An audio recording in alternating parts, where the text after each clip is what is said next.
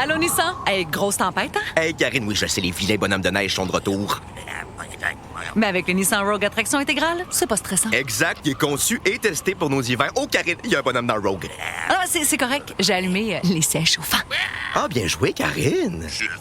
Maîtrisez toutes les conditions. Louez le Rogue S 2026 à partir de 0,4% jusqu'à 36 mois, incluant une réduction fidélité de 0,5% pour les clients Nissan admissibles. Jusqu'au 2 mars, sur approbation de crédit, les conditions s'appliquent. Détails chez Nissan. All right, welcome back to the Elias Macco Show. We head straight over to Jim Beis, who's the mayor of Pierrefonds-Roxboro. He's on the line as we discuss this promise from the city of Montreal of lower tax increases for the next municipal budget. Jim, welcome back to the program. Good morning, Elias. Thank you for having me. Mayor Beis. What am I saying, Jim? Mayor Beis, welcome back to the program. Okay, so Jim, let's look at this promise. They say property taxes will only go up by 1.8%. Of course, we got walloped over the last couple of years, and of course, next year is an election year. Am I right to be a little bit cynical over all of this, Jim? Well, that's exactly what I said when they first announced this. You have to go back to our last city council where we deposited a motion requesting that the funding to the boroughs go to 2% from the 1% that they announced, and even knowing that 2% wouldn't be enough.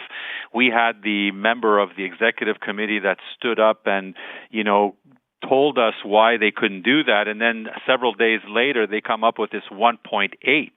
Now, certainly it's an election year, but then they don't talk to you about how they raised it 10% in the last two, and then in previous years before that. Now, is that leading us to believe that should they win next election, then they inflate the taxes again once they get in? Is this just an election promise, knowing that this is something that doesn't make sense for us, because they should have done this all along since they were there, in my opinion, and not inflating the operating budget by $2 billion, Elias. $2 billion. Put that in perspective. When we look at almost 30% increase since they've been there in the operating budget, on top, of course, the thousands of employees that they've added to their workforce, as they've gone forward the time they've been there. I mean, it's absurd that they would do this on an election year and then talk about how they want to reduce taxes for the residents, which at the end of the day is always a good thing.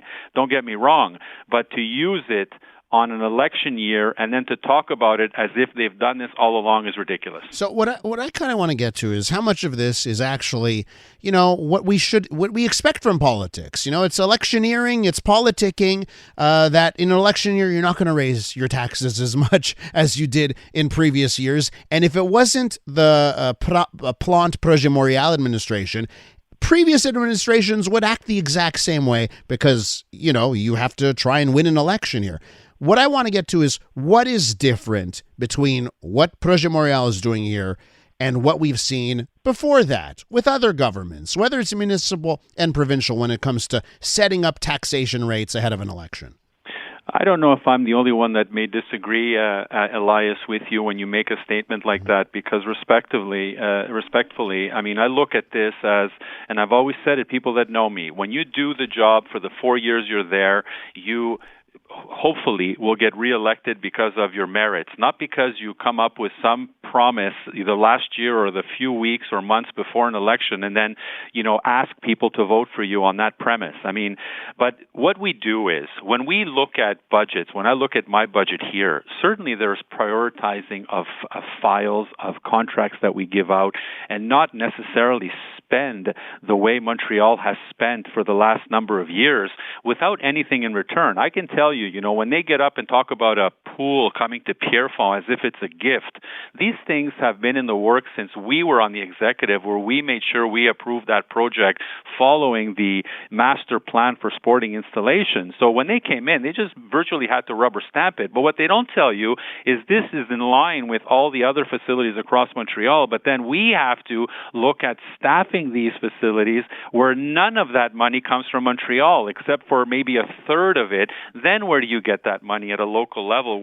Our only way of raising revenues in a borough per se is by having a borough tax, and we've been very conscious of that. Where this year we're looking at 3%, which represents roughly, if you look at the numbers, probably about $12 per average household on top of what Montreal is imposing. Never enough, by the way, to meet the inflation rate and what the fixed costs go up. But then you look at us, for example, like many other boroughs who are fortunate to have a surplus, we're digging into our surplus, over $1 million just to balance the books and make it responsible and have the people at the doors not foot the bill. Now, what is Montreal doing in that case? When we look at the number of employees that they're hiring, when we know that the inflation rate in the last, I would say, 7 to 8 years has gone up 27%, and the only amount they've given the boroughs is approximately 15%. It doesn't make economic sense to be able to do that, and you can't have this continue without getting to a situation like Île-Bizarre-Sainte-Geneviève is, for example, that have no surplus, that have to raise their borough taxes accordingly so that they can just balance the books.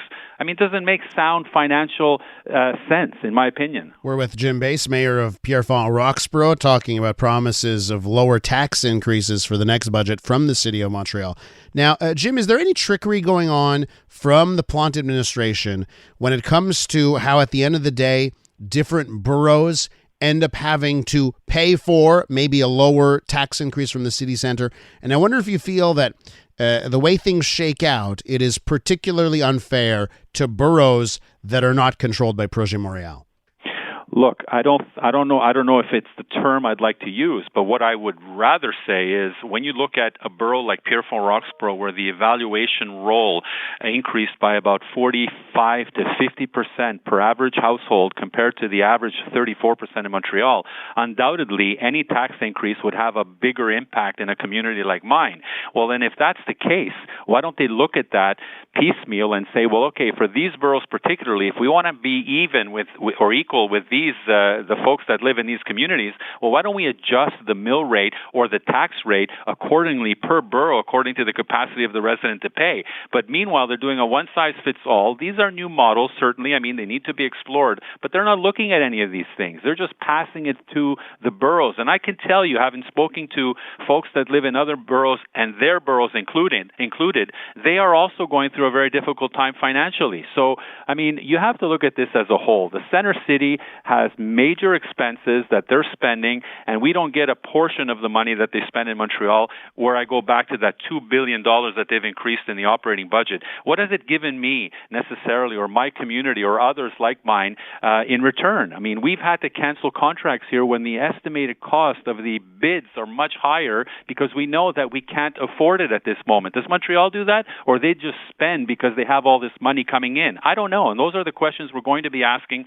when we move forward into the budget period. We'll be asking these pertinent questions and make sure that we get the answers. Jim, to wrap up here, I'd be remiss if I didn't ask you about your party and how it is just on the cusp of a leadership race. And your party is looking for candidates to come forward to lead the party. What about you? Are you thinking about leading your party?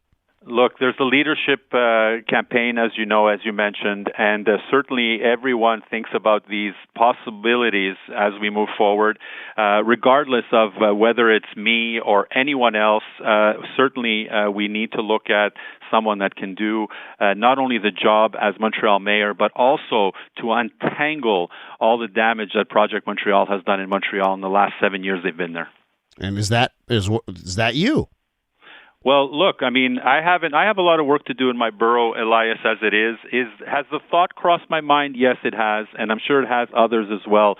But like I said, we're in a leadership campaign right now, and that decision will be made by the party and by the membership, and then we'll see. But are you going to throw in your hat into the ring as one of those Elias, options? Well, one of those options is that I could throw my hat in the ring. Right now, at the moment, I'm not thinking about that. But okay. Yes, everything is a possibility, Elias. All right. Very good. We'll keep track of that and more.